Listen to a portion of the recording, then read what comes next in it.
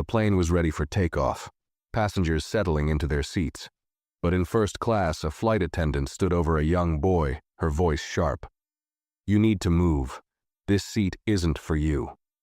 The boy clutched his ticket, confusion in his eyes. "But this is my seat." The flight attendant shook her head. "I don't think so." Passengers turned to watch, some whispering, others pretending not to see. No one spoke up. But what the flight attendant didn't know? The boy's father owns the airline, and by the time this flight lands, she'll regret ever opening her mouth. Before we start the story, comment below where in the world you are watching from today. And if you enjoy this story, don't forget to like, subscribe, and hit the notification bell so you never miss a new video. He sat quietly in his first-class seat, his hands resting on the armrests, as he gazed out the small oval window. The hum of the airplane filled his ears, mixing with the chatter of passengers settling in.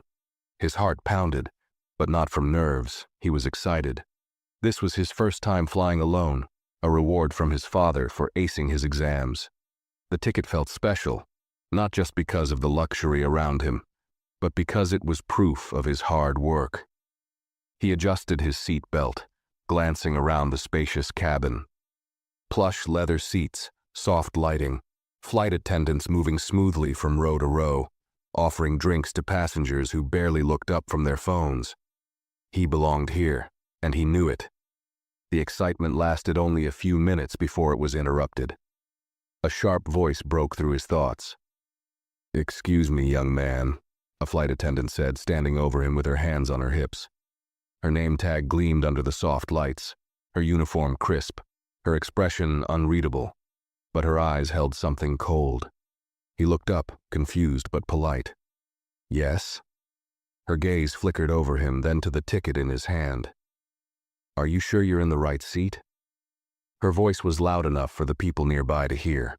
Heads turned, passengers shifted, pretending not to watch. He nodded quickly, reaching into the pocket of his hoodie and pulling out the ticket. "Yes, ma'am. Seat 3B. She took the ticket, barely glancing at it before shaking her head. "This is a first-class seat." "I know," he said, sitting up straighter. Her lips pressed together in a thin line.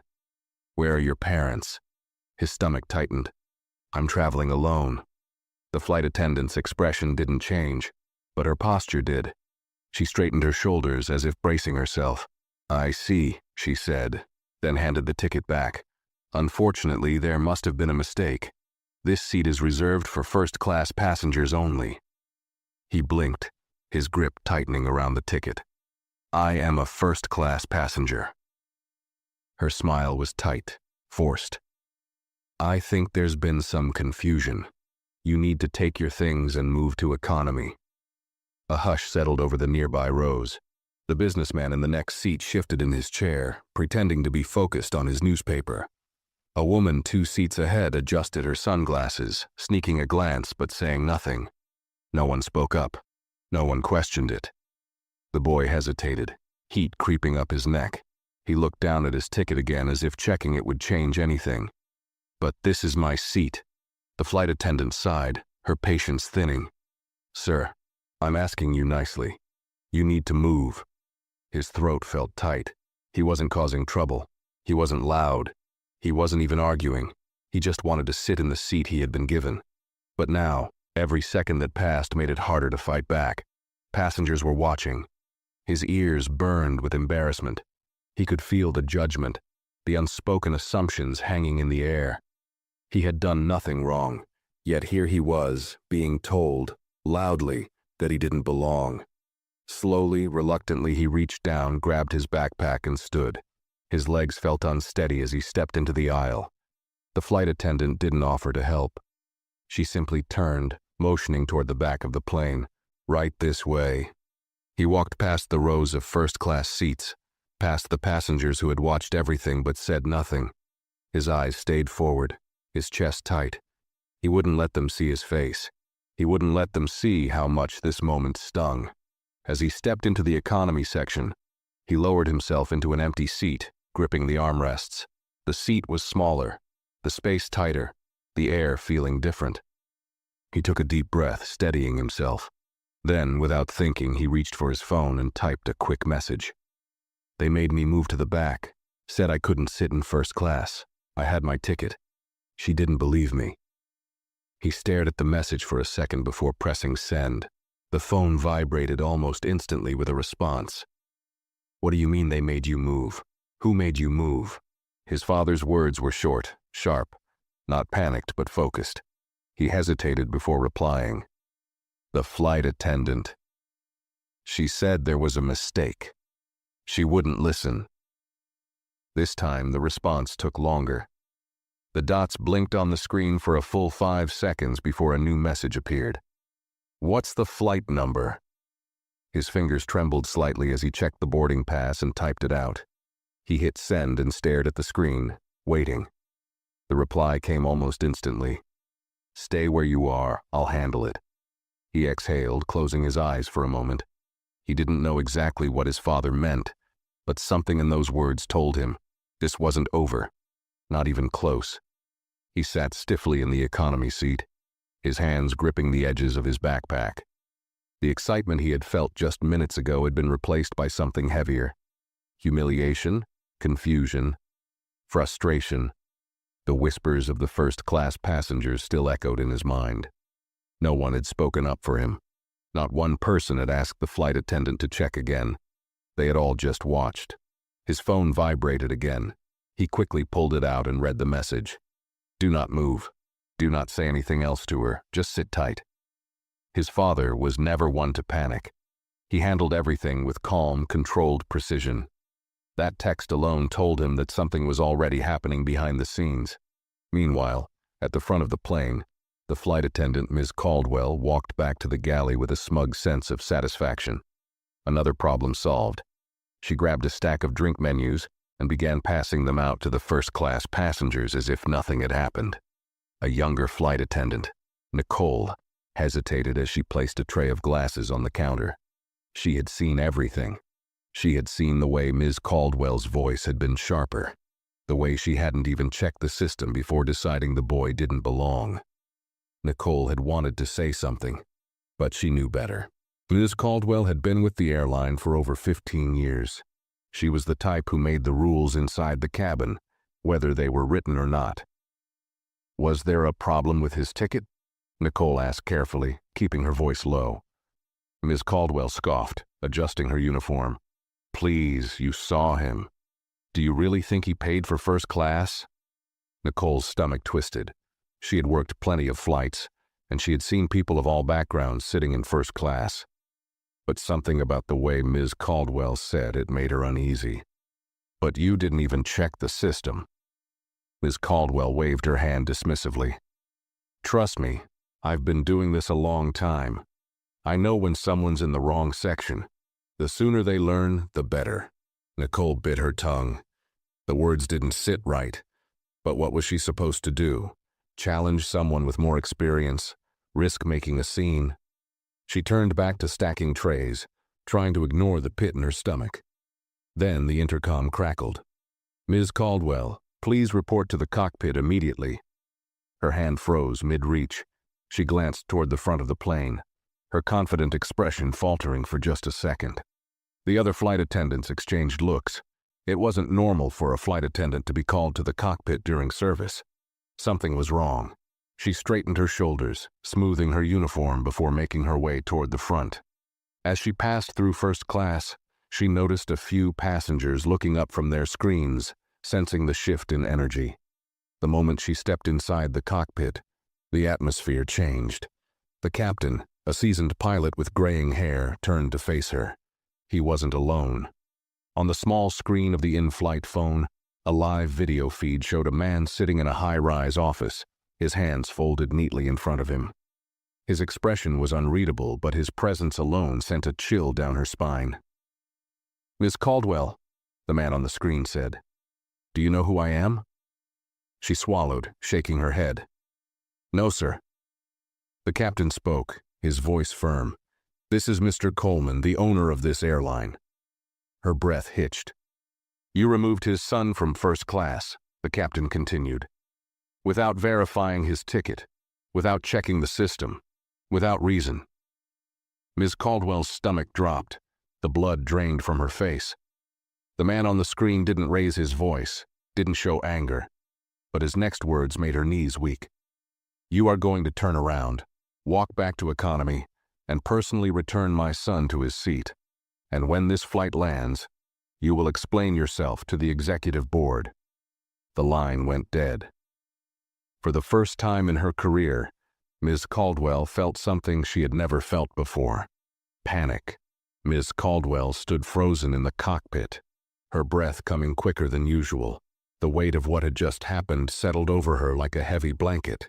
The owner of the airline, the man who signed the paychecks, who had the power to decide her entire future, had personally called about her. Not just a complaint from a passenger, not just a report filed through the system. This was something bigger, something she had never dealt with before. The captain gave her a sharp look. Well, you heard him. She swallowed, nodding stiffly. Her legs felt strange as she turned and walked out of the cockpit, back toward the cabin. The whispering passengers, the quiet hum of the engines, the air itself. It all felt different now. As she stepped through first class, she could feel the eyes on her. Some passengers stole glances at her, sensing the shift in energy. Others avoided looking at her altogether. No one knew what was happening, but they knew something had changed. Ms. Caldwell reached the curtain separating first class from economy. Her fingers hovered over the fabric for just a second before she pulled it aside and stepped through. The moment she walked into the economy section, she spotted him. The boy sat by the window, his face calm but unreadable. His small backpack was tucked under the seat in front of him. His hands were resting in his lap. He wasn't crying, he wasn't making a scene. He was just sitting there. But something about his stillness made her stomach twist. Passengers in the surrounding rows glanced up, their curiosity piqued. They had seen what had happened earlier. Now they were watching again, waiting to see what she would do. She cleared her throat, crouching slightly to be at eye level with him. Sir, she said, her voice lower than before. There's been a misunderstanding. I'd like to escort you back to your original seat in first class. The boy blinked, tilting his head slightly. A misunderstanding? Miss Caldwell nodded quickly. Yes. There was an error in seating. His eyes stayed on hers, sharp and steady. But I had my ticket. You saw it, and you still told me to move. A few passengers exchanged glances. They had heard everything earlier. They knew he was right. Miss Caldwell swallowed hard. I may have made a mistake in judgment, she said carefully, but I'd like to correct it now. Please come with me. The boy didn't move right away. He didn't argue. He didn't yell. He simply watched her, his silence stretching longer than she was comfortable with. Then, he reached for his phone and typed a quick message. Seconds later, Miss Caldwell's work tablet vibrated. She pulled it from her pocket, her fingers shaking slightly as she read the message that had been forwarded from the airline's executive office. Take your time.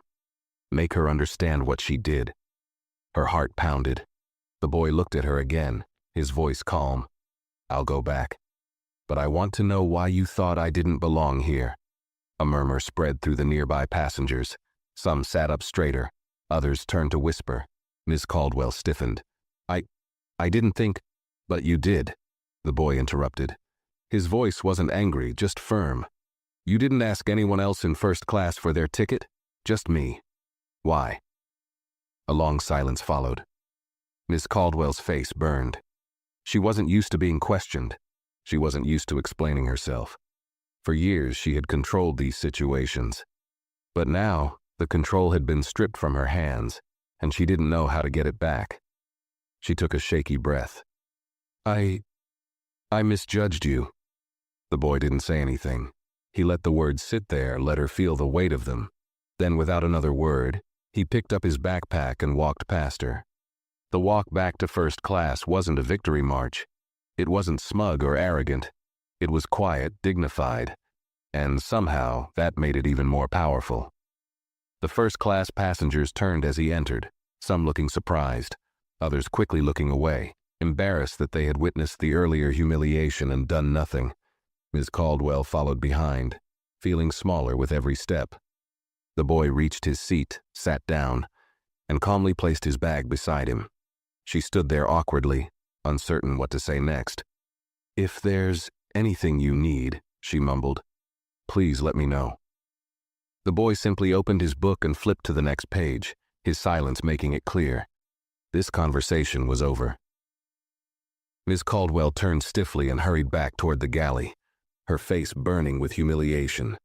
She had never felt so exposed before, so completely stripped of authority, and she had no idea what was coming next. Ms. Caldwell's steps felt heavier with each stride as she walked back to the galley. Her face burned, and her usually crisp uniform suddenly felt too tight, too suffocating. She had spent years enforcing the rules, making sure the cabin ran smoothly, and handling passengers the way she saw fit. But this time, she had made a mistake. A very public mistake. As she reached the galley, she exhaled sharply, gripping the counter. The other flight attendants avoided her gaze, but she could feel their judgment in the air. Nicole, the younger attendant, shifted uncomfortably before speaking. "You okay?" she asked, her voice cautious. Ms. Caldwell shot her a sharp look. "I don't need your sympathy." Nicole raised her hand slightly. "I wasn't offering sympathy, just wondering if you're ready for what's coming when we land." Ms. Caldwell stiffened. "Nothing is coming. It was a misunderstanding." Nicole let out a quiet scoff, crossing her arms. "A misunderstanding?" she repeated. "Because from where I was standing, it looked like you decided a first-class passenger didn't belong based on nothing but how he looked." Ms. Caldwell clenched her jaw. "I followed protocol." Nicole's eyebrows lifted. "Did you? Because I don't remember protocol saying to move a passenger without checking the manifest, or questioning a kid about where his parents are when his name is clearly on the reservation." Ms. Caldwell looked away, her fingers curling around the edge of the counter. She hated this, being questioned, being doubted. But what she hated more was the feeling creeping in her chest, the small, unwelcome voice in the back of her mind, whispering that Nicole was right. She had assumed. She had looked at the boy and decided without evidence that he didn't belong. And now, everyone knew it. Before she could respond, the in-flight phone rang. The sound sent a fresh wave of tension up her spine. Nicole gave her a pointed look. "I think that's for you." Ms. Caldwell swallowed hard before picking up the receiver. "This is Caldwell," she said, trying to steady her voice. A deep, calm voice spoke on the other end. "This is Jordan Coleman." Her grip on the phone tightened. "You will personally file a full incident report as soon as this flight lands," Mr. Coleman said, his voice as cold as steel. "I expect a detailed explanation of why my son was removed from his seat, despite having a valid ticket." Ms. Caldwell opened her mouth, but no words came out. "You will also ensure that for the remainder of this flight, my son receives the same service as every other first-class passenger," Mr. Coleman continued.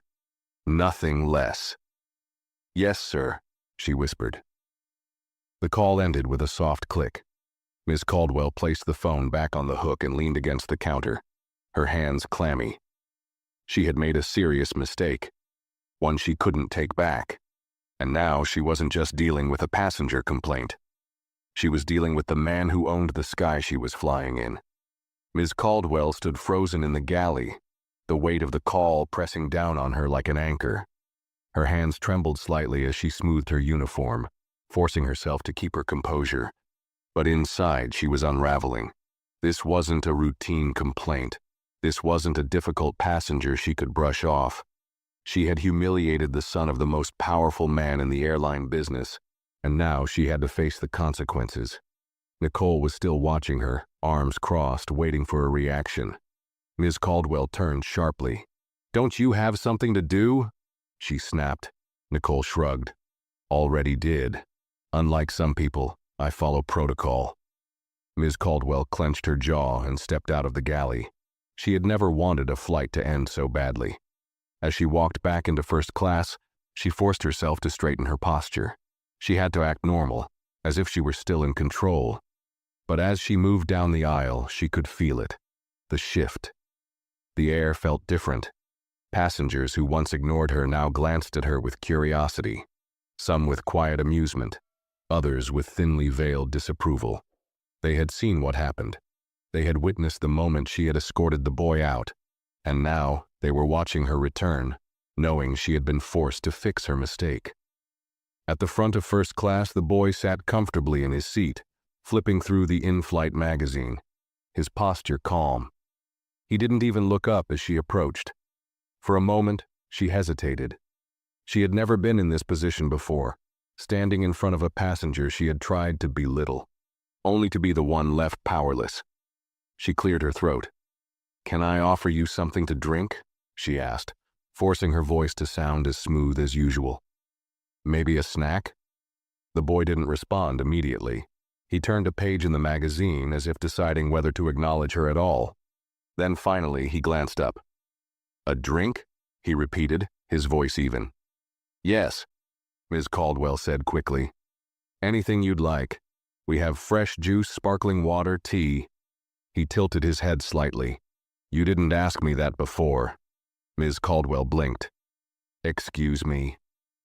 "When I first sat down," he said, his voice calm but firm, "you didn't offer me anything.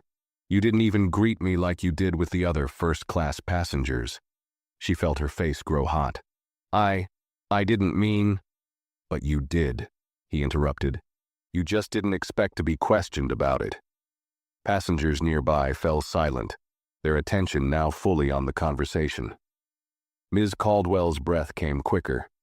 She had always been the one setting the rules, making sure things went the way she wanted. But now, she was standing in front of a boy who wasn't afraid to hold her accountable. After a long pause, he gave a small shrug. "I'll have a sparkling water." Ms. Caldwell nodded quickly, grateful for the escape. She turned and hurried back to the galley, her hands gripping the tray a little too tightly. Nicole, still standing near the counter, smirked. "That didn't go well, did it?" "Mind your business," Ms. Caldwell muttered, reaching for a glass. Nicole raised an eyebrow. "I think it is my business. You embarrassed that kid in front of the whole plane, and now it turns out his dad owns the airline. I'd be sweating too if I were you." Ms. Caldwell didn't respond. She carefully poured the sparkling water, making sure the glass was perfect before walking back to the boy's seat. She placed it gently on his tray table, hoping that would be the end of it. But as she turned to leave, he spoke again. "By the way," he said, picking up his phone, "I just texted my dad about you." Ms. Caldwell's stomach twisted. She forced a tight smile. "I see." He took a slow sip of his drink, watching her. Yeah, he wasn't happy. Ms. Caldwell already knew that. She had heard it in his father's voice over the phone. But hearing the boy say it so casually with quiet confidence made her stomach churn even more. "I guess we'll see what happens when we land," he added, flipping another page in the magazine. Ms. Caldwell stiffened, nodding quickly before walking away. She had never wanted a flight to be over so badly in her entire career, but she had a sinking feeling that her problems were only just beginning. Ms. Caldwell moved swiftly back to the galley, but no matter how quickly she walked, she couldn't outrun the sinking feeling in her chest. She had lost control of the situation, and she knew it. The air inside the cabin felt heavier, the stares from passengers more pronounced. She could feel their curiosity, their silent judgment. She had always prided herself on her authority, on knowing how to handle difficult passengers, on making sure the rules were followed. But this wasn't about rules anymore. This wasn't about a ticket mix-up or an upgrade dispute. This was about her, the choices she had made. And now, for the first time in her career, she was the one being watched, the one under scrutiny. She reached the galley and gripped the counter, steadying herself. The other flight attendants continued their tasks, but they were avoiding eye contact with her. Even Nicole, who had been the most vocal, simply gave her a knowing look before focusing on organizing meal trays. Ms. Caldwell swallowed hard and exhaled slowly. She needed to pull herself together. She still had a job to do. But just as she thought she could regain some sense of normalcy, The in-flight phone buzzed again. The other attendants all paused, their eyes darting toward the phone. No one moved to answer it. Nicole smirked slightly. "I think that's for you." Ms. Caldwell shot her a sharp glare before reaching for the receiver. Her fingers trembled slightly as she lifted it to her ear. "This is Caldwell," she said, her voice not as steady as she had hoped. A voice, deep and calm, yet carrying an unmistakable weight, filled her ear. "This is Captain Hughes," the pilot said. "When we land, you'll be escorted directly to a meeting with airline executives. Mr. Coleman has requested a formal review of your conduct on this flight." Her stomach twisted violently. She felt lightheaded, as if the floor beneath her had disappeared. I understand," she managed to say, though her throat was dry. The pilot paused, then spoke again, his tone leaving no room for argument. "I strongly suggest you start thinking about what you're going to say when they ask why you removed a first-class passenger without checking his ticket." A cold sweat broke out at the back of her neck. "Yes, Captain," she whispered. The line clicked off. She lowered the receiver slowly, her fingers numb. She knew what this meant. A formal review. A meeting with the executives. She had seen it happen to others before, attendants who had crossed a line, who had let their personal biases or poor judgment lead to customer complaints that couldn't be ignored. And now, she was one of them. For the first time, she considered what might come next. Suspension, a mark on her record, or worse. The thought made her legs feel weak. She had spent years building her reputation, working longer hours than most, making sure she had control over every situation in the cabin. She had always prided herself on being strict, making sure passengers followed the rules. But now she wasn't the one holding the power anymore. She was the one under scrutiny. And the people judging her? They weren't just passengers. They were executives who had the authority to end her career with one decision. She took a shaky breath, trying to focus. She needed to keep working, act normal, finish the flight without making things worse. But as she turned, she caught sight of the boy in first class, sitting there, flipping through his magazine, sipping his drink, as if nothing had happened. As if he already knew how this was going to end. And something about that made her chest tighten even more, because deep down, she realized, he wasn't the one who should be nervous about what would happen when they landed. She was. The plane cruised steadily through the sky, but for Miss Caldwell, time felt like it had slowed to a crawl. She moved through her usual tasks, but her mind was elsewhere, tangled in a web of regret and anxiety. Every minute that passed brought her closer to the landing, closer to whatever awaited her on the ground. She had never feared stepping off a plane before, but today, she dreaded it. Passengers were still whispering, stealing glances at her as she moved through the aisles. The energy in the cabin had shifted completely, and she knew why. She had made a mistake, and everyone on board could feel it. She had spent years handling flights with absolute authority, treating the cabin like her own domain, where she made the rules. But now, she felt like an intruder in her own workspace, powerless, as if the entire plane was waiting to see what would happen next. As she passed by first class, she saw him again. The boy sat with an air of quiet confidence, his fingers lazily flipping through the pages of the in-flight magazine. He looked so calm, so at ease, as if he had already won. He wasn't gloating. He wasn't smiling triumphantly. He was just waiting. Ms. Caldwell felt an unfamiliar twist in her stomach. It wasn't just the weight of embarrassment. It was something else. It was guilt. For years, she had seen passengers move through first class. Businessmen in sharp suits, women in elegant dresses, wealthy travelers who expected nothing but the best. And she had gotten used to who she thought belonged here. But today, that belief had failed her. She had looked at a boy, a quiet, respectful child who had done nothing wrong, and she had decided without a single piece of evidence that he didn't belong. She hadn't checked the system. She hadn't verified the ticket. She had simply assumed. And now that one assumption had unraveled everything. She reached the galley again and grabbed a cup, filling it with water, her hands unsteady. Nicole was still there, watching her with that unreadable expression. "You ever have a moment," Nicole said slowly, "where you realize you messed up so bad, there's no way to undo it?" Ms. Caldwell didn't answer, because she already knew the answer. Yes, this was that moment. Before she could say anything, the intercom crackled again, and the captain's voice came through the speakers. "Ladies and gentlemen, we will begin our descent shortly. Please fasten your seatbelts and ensure your tray tables are in the upright position. We will be landing soon." Ms. Caldwell closed her eyes briefly. This was it. 30 more minutes, and the flight would be over. 30 more minutes before she stepped off this plane and faced whatever consequences were waiting for her. Her hands clenched into fists at her sides. She wanted to believe that she could fix this, that if she explained herself properly, the airline would understand. But deep down, she knew the truth. Some mistakes couldn't be undone. Some mistakes followed you forever. She turned away from Nicole, pretending to busy herself with the drink cart, but she could still feel the younger attendant's gaze on her. "You know, if you'd just treated him like every other first-class passenger, none of this would be happening right now," Nicole said finally. Ms. Caldwell gritted her teeth.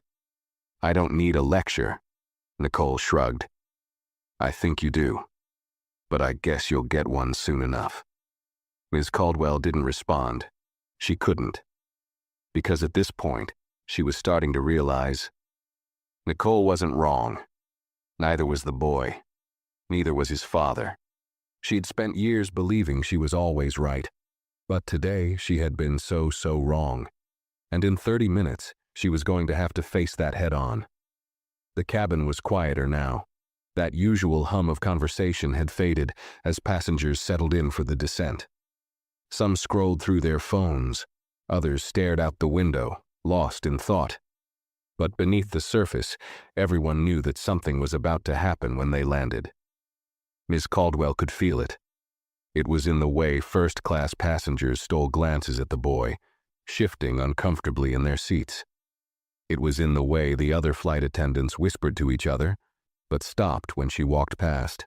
She had spent years controlling the cabin, dictating the tone of each flight, ensuring everything was done by her standards.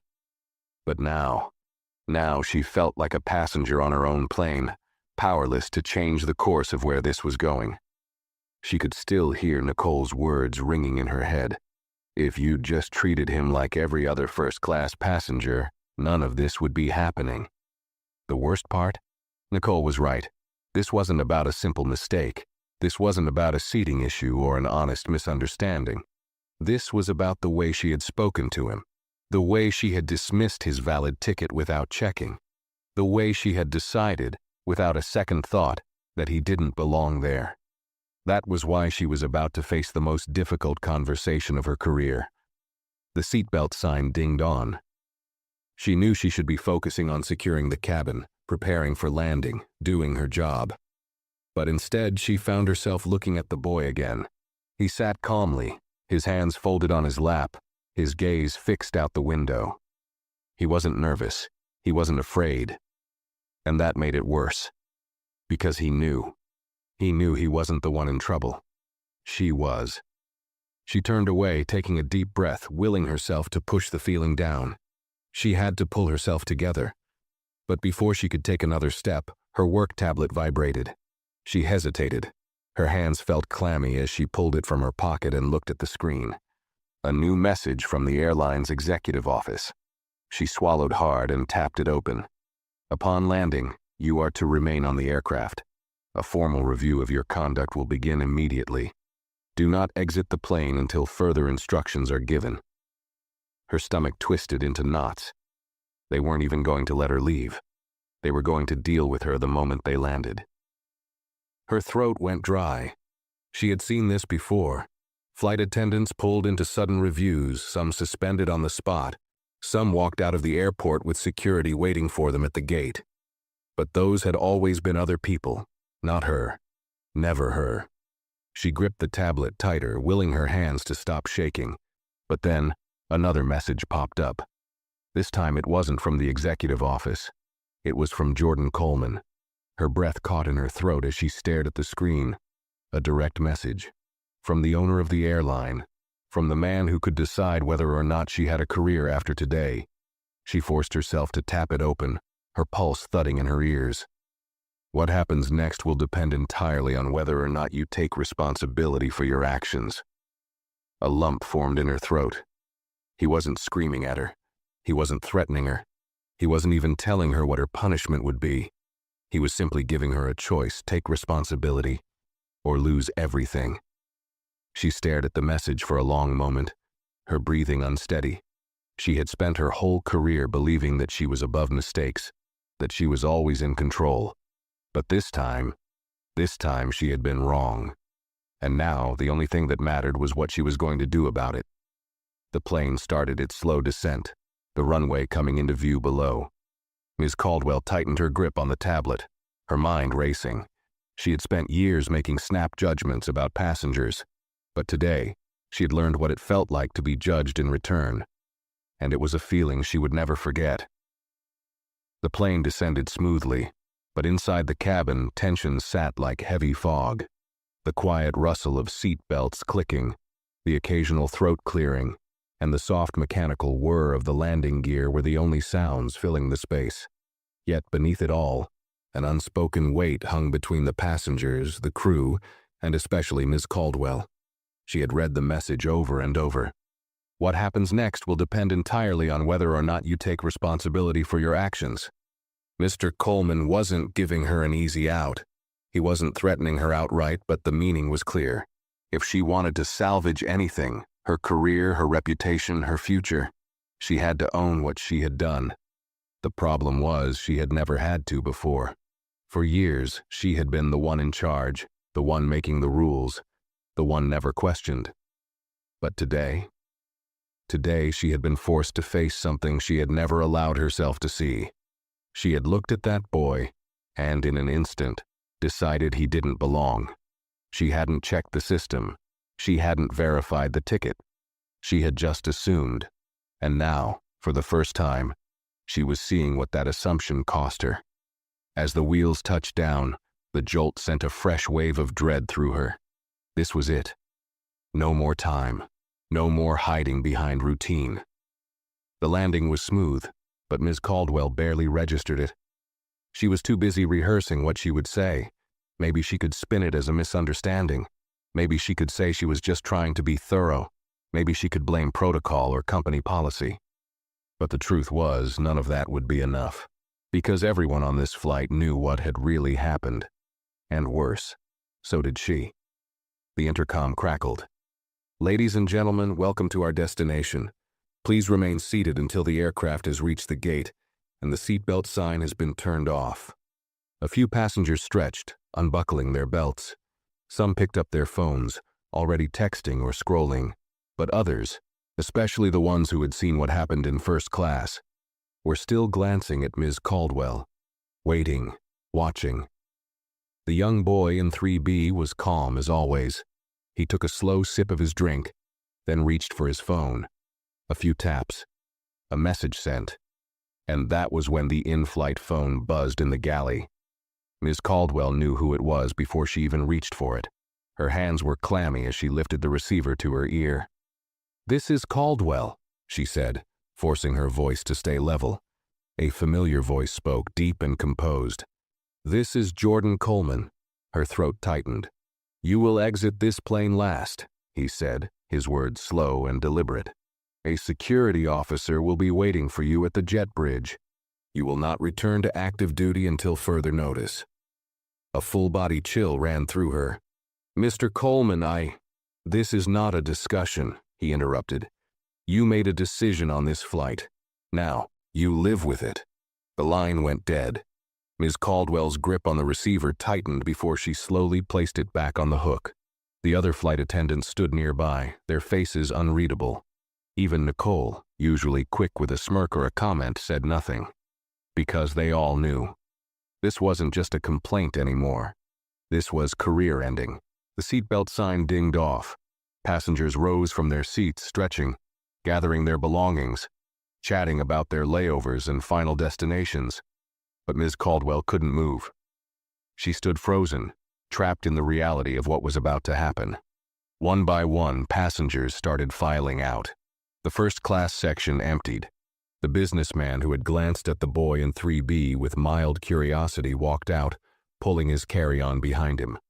The woman with sunglasses, who had silently witnessed everything, left without a word. And then, finally, the boy stood. He adjusted his backpack, buttoned his hoodie, and stepped into the aisle. For the first time, he looked directly at Ms. Caldwell. He didn't smirk. He didn't gloat. He simply studied her. And that was worse. She opened her mouth, maybe to apologize, maybe to say something, anything, but no words came. Because for the first time in her career, she realized it didn't matter what she said. The damage had been done. He gave her one last look, then turned and walked off the plane. A moment later, the doors opened fully, and the flow of passengers continued. Ms. Caldwell didn't move. She couldn't. Not until the last person had left. Not until the doors closed behind them. And not until the security officer standing just beyond the jet bridge took a slow step forward and said, "Come with me."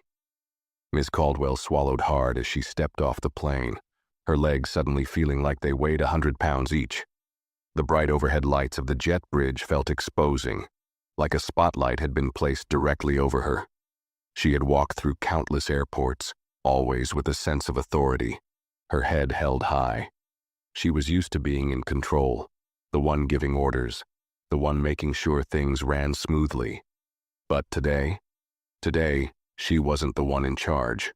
A uniformed security officer stood just outside the jet bridge, his stance rigid, his hands folded in front of him. He wasn't aggressive, wasn't hostile. He didn't need to be, because Miss Caldwell already knew what this meant. She had seen it happen before. An attendant caught mistreating a passenger, a staff member failing to follow protocol, a violation big enough that corporate didn't wait for an internal report. They acted immediately. This wasn't just a warning. This was a reckoning. The officer gave her a brief, unreadable look, then gestured down the terminal. "This way, ma'am." Her pulse hammered against her ribs, but she forced herself to walk forward. She could feel eyes on her. Other crew members, airport staff, passengers lingering near the gate. They knew. Some might not have known the full story, but they recognized the signs. A flight attendant being escorted away immediately after landing? That wasn't normal. That wasn't a routine debriefing. That was trouble. The officer led her down a quieter hallway, away from the usual rush of arriving travelers. A door with a security keypad beeped as he swiped his badge, and then they stepped into a private corridor, one she had never walked through before. And that's when she saw them. 3 airline executives sat inside a small conference room, waiting. One of them was James Connors, the senior operations manager, a man who never got involved in minor employee infractions. If he was here, it meant this was big. And sitting at the far end of the table, a tablet propped in front of him, was Jordan Coleman himself. He wasn't in the room physically, but his presence was more powerful than anyone else's. His sharp eyes flicked up at her through the screen. His fingers were interlocked in front of him, his posture calm. Too calm. Ms. Caldwell felt her breath go shallow. A chair scraped against the floor as one of the executives motioned for her to sit. "Ms. Caldwell, please have a seat." Her legs felt weak, but she forced herself to lower into the chair, hands folded in her lap, her uniform suddenly feeling suffocatingly tight. James Connors cleared his throat and leaned forward, his fingers tapping against the table. "You know why you're here?" She hesitated. I believe so, sir." "You believe so?" James raised an eyebrow. "Because we have a detailed report that says you removed a paying first-class passenger from his seat without verifying his ticket." Ms. Caldwell wanted to explain. She wanted to defend herself, but she already knew. Anything she said would only make it worse. So she said nothing. James continued, his voice even but firm. "We have flight records, passenger statements, crew observations, and most importantly, the personal complaint from Mr. Coleman himself." Her stomach dropped. "The question is, Ms. Caldwell," James said, leaning back in his chair, How do you explain it? The room fell into thick silence. Ms. Caldwell's heart pounded so loudly she was sure everyone could hear it. This was the moment. She could try to justify it. Say she had been following standard procedure. Say she had been cautious about ticket fraud. Say she had just made an honest mistake. But she knew none of those excuses would hold up, because the truth was simple. She had seen the boy, she had assumed, and she had acted without checking because she had believed, without thinking, that he didn't belong. And now she was paying the price. Her fingers curled into her lap. Her throat was dry, but she forced herself to speak. "I made a mistake," she said, her voice quieter than she expected. James didn't react. "Go on." Ms. Caldwell swallowed. I should have checked the system. I should have verified the ticket. I didn't. And I was wrong." Another long silence. Jordan Coleman studied her through the screen, his expression unreadable. "You didn't just make a mistake," he finally said, his voice cold. "You made a decision. You looked at my son, and you decided without proof that he didn't belong." Ms. Caldwell felt her chest tighten. "That's not just bad service," Mr. Coleman continued.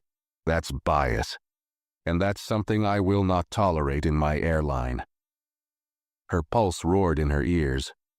She had known this would be bad, but hearing it spelled out like that, felt like a blade cutting straight through her. James Connors adjusted his glasses and sighed. "Ms. Caldwell, effective immediately. You are suspended without pay pending a full investigation." Her breath hitched. Suspended.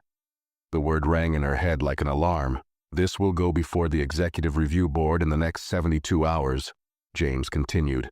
"Until then, you are not to report for duty. You are not to access company systems, and you are not to contact any crew members regarding this matter." She wanted to argue, she wanted to fight, but what could she say? Nothing, because this wasn't a misunderstanding. This was a failure on her part. Jordan Coleman leaned forward slightly on the screen, his gaze sharp. "What happens next depends on you, Miss Caldwell. You took something from my son today, his dignity, his moment, his rightful seat. The question is, what are you going to do about it?" Miss Caldwell's breath was shaky as she realized what he was saying. He wasn't just talking about punishment. He was giving her one last chance, not to save her job, not to keep her position, but to own what she had done. The weight of that reality settled over her, and for the first time in years, she felt small. The meeting was over. "Security will escort you out," James said. A guard stepped forward, waiting. Ms. Caldwell stood slowly, her hands trembling. She had stepped onto that flight as the most experienced crew member on board. She was stepping off it as someone who might never fly again, and this time, she had no one to blame but herself. Ms. Caldwell walked out of the conference room with stiff legs, her entire body feeling disconnected from reality. The security officer stayed a step behind her, not rushing her, but making it clear she wasn't free to move on her own terms anymore. The hallway was cold, sterile with bright overhead lights that made everything feel too sharp, too real. Every step she took echoed in the emptiness, but inside her head everything was loud. Thoughts crashing into each other, trying to grasp onto some kind of solution, some way to fix this. But there wasn't one. She had spent years working for this airline, enforcing the rules, keeping order. She had memorized the protocols like the back of her hand, had trained younger attendants on how to handle difficult passengers, had taken pride in keeping things under control. Yet, in one moment, one snap decision, she had lost all of it. And why? Because she had looked at that boy and decided without evidence that he didn't belong. Not because of his behavior, not because of some technical issue with his ticket, but because of an assumption, her own assumption. That truth sat heavy in her stomach as she stepped into the employee corridor leading toward the airline's administrative offices. The walk wasn't long, but it felt endless. She had seen other crew members go through this process before. The forced walk after a serious complaint, the quiet exit through a door meant for employees no longer welcome on the flight roster. But she had never imagined it would happen to her. She had been too sure of herself, too certain that she was always right. The moment she stepped through the last set of glass doors, the energy changed. She was no longer just walking through airport hallways. She was walking through judgment. Other employees, gate agents, flight attendants from other crews, supervisors, paused what they were doing, their eyes flicking toward her as she passed. Some whispered. Others didn't bother hiding their looks of curiosity or quiet disapproval. Word had already spread. That was the thing about an incident this big, it didn't stay quiet. By now, everyone knew she had been pulled from the flight. Everyone knew whose son she had removed. And everyone knew that whatever happened next would define her future. Her throat was tight as she forced herself to keep her posture straight, even though her entire body felt like it was collapsing inward. At the exit, a younger flight attendant, one she barely knew, stood near the crew lounge, her arms folded across her chest. She didn't say anything as Ms. Caldwell passed, but there was something in her expression that made the shame hit even harder. It wasn't anger. It wasn't smug satisfaction. It was disappointment. And somehow, that was worse. She finally reached the last door, the one that led to the outside employee lot. She had walked through this exit 1,000 times before, but never like this. Never with the knowledge that she might not be allowed back in. She hesitated for just a second, gripping the strap of her bag so tightly that her knuckles turned white. She could just leave. She could quit before they fired her. She could send an email full of excuses, file an appeal, blame the situation on a miscommunication, claim she had been just doing her job. But none of that would change what happened, and none of that would erase the truth. She had made a choice, a bad one, and no matter how much she wanted to take it back, she couldn't.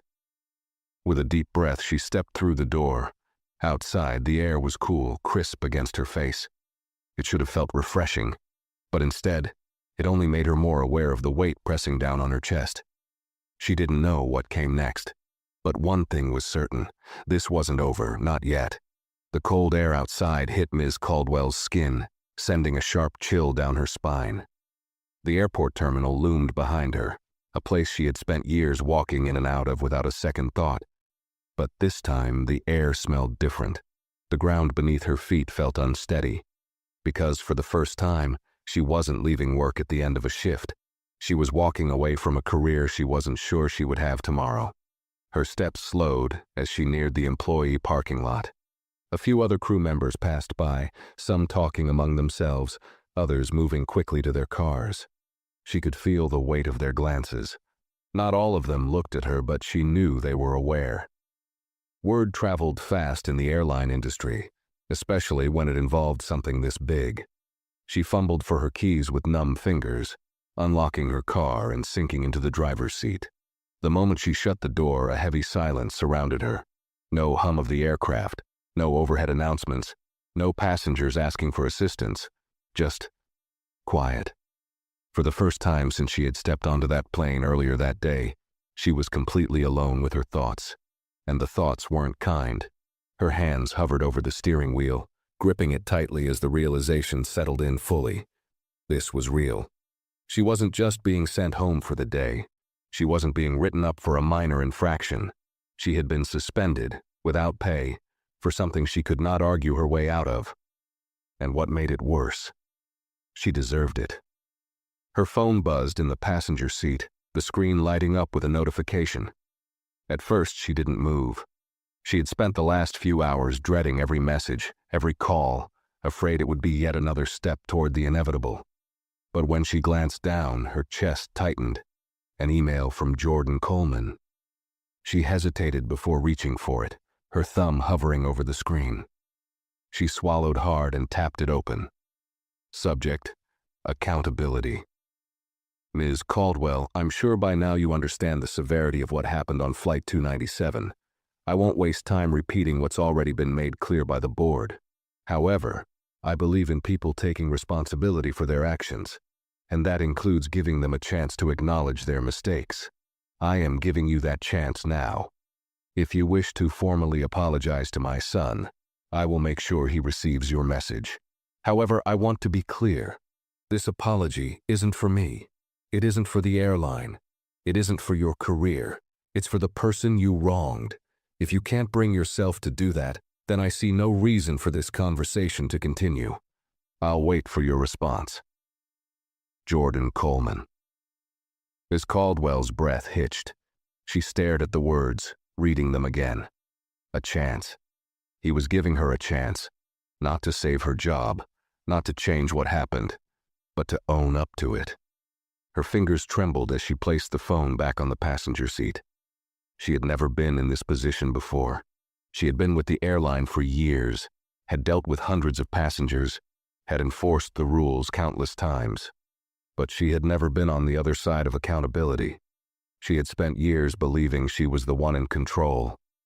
Now she had none. She knew what she should do. She should type a response, own it, apologize.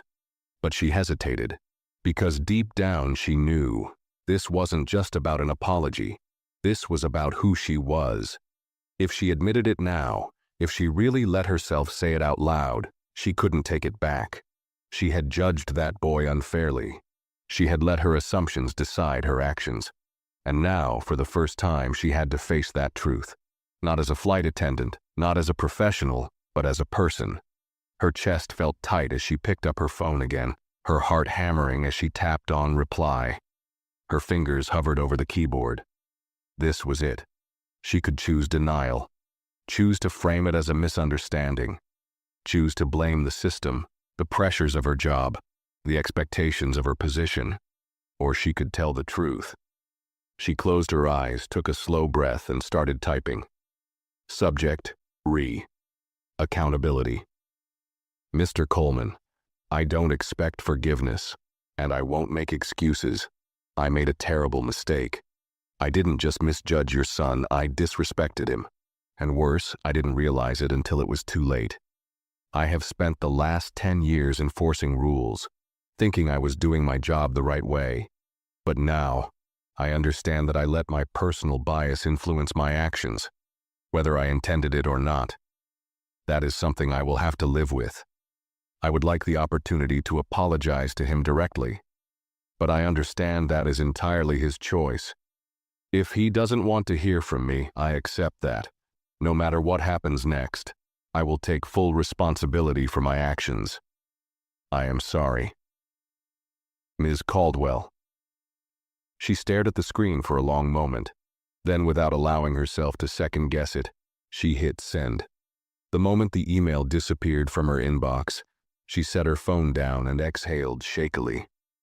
It wasn't enough to undo what had happened. It wasn't enough to fix everything. But for the first time that day, it felt like a step towards something real. She leaned back against the seat, closing her eyes. Whatever happened next, she had no control over. But this she had owned.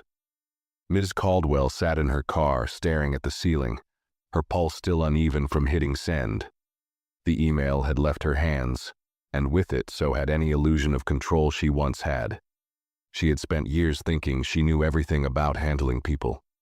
She knew how to calm an anxious flyer, how to de-escalate a disagreement between passengers, how to maintain order when things got tense. But today she had learned something new. How it felt to be on the other side of judgment. Her fingers tapped against the steering wheel, waiting, as if expecting an immediate response. But nothing came. Of course not. She let out a slow breath, pressing her forehead against the cool leather of the wheel. She was exhausted. The weight of what had happened today wasn't just sitting on her shoulders. It was sinking into her bones. What happens next depends entirely on whether or not you take responsibility for your actions. That's what Jordan Coleman had said. And for the first time in her life, she had. But responsibility didn't guarantee forgiveness. The sound of a soft vibration made her flinch. Her phone screen lit up. Her heart jumped as she saw the name at the top of her inbox. Jordan Coleman. She swallowed hard, pressing her lips together before clicking the message open. Subject, re. Accountability. Ms. Caldwell, I appreciate your response. My son will decide whether or not he wants to hear from you directly. That is his choice. Regardless, I wanted you to understand that today was not just about a mistake. It was about how much assumptions cost people. You assumed my son didn't belong. You assumed his presence in first class was an error. And because of that, you humiliated him in front of an entire cabin of passengers who said nothing. You are not the first person to do this to someone. And unless you learn from this, you won't be the last. This isn't just about your career. This is about the kind of person you are when no one is watching. I don't know what the board will decide in your case. That's up to them. But I do know this. If you truly mean what you said in your apology, then you won't just change because you got caught. You'll change because you understand why it matters. I hope, for your sake, that you do. Jordan Coleman. She read the email once, then twice. Her throat tightened. You'll change because you understand why it matters. Her fingers hovered over the keyboard, but there was nothing left to say. She had always thought that losing her job would be the worst thing that could ever happen. But this was worse because now she had to live with the reality of what she had done. Her career was no longer her biggest concern. Her conscience was. She set the phone down, her hands shaking. For the first time in a long time, she wasn't thinking about her title. She wasn't thinking about her reputation. She was thinking about the people she had overlooked. The people who had probably gone through the same thing before, but never had the power to fight back. The people she had dismissed. She leaned back, staring at the roof of her car. For the first time, she had to ask herself a question she had never considered before. Who was she really? And more importantly, was she willing to change? Outside the car, life at the airport moved on. Planes took off, passengers rushed to their gates, crews prepped for their next flights. The world kept turning. But for Ms. Caldwell, everything had stopped. Because today she had been forced to face a truth she had spent her whole career ignoring. And there was no going back. She took a deep breath, then turned the key in the ignition. She didn't know what the future held, but for the first time she understood that her choices, her assumptions, had consequences. And now she had to figure out what kind of person she was going to be when no one was watching. If you enjoyed this story, make sure to like this video and share your thoughts in the comments below. I'd love to hear what you think. And don't forget to subscribe to the channel for more stories like this. Thanks for watching, and I'll see you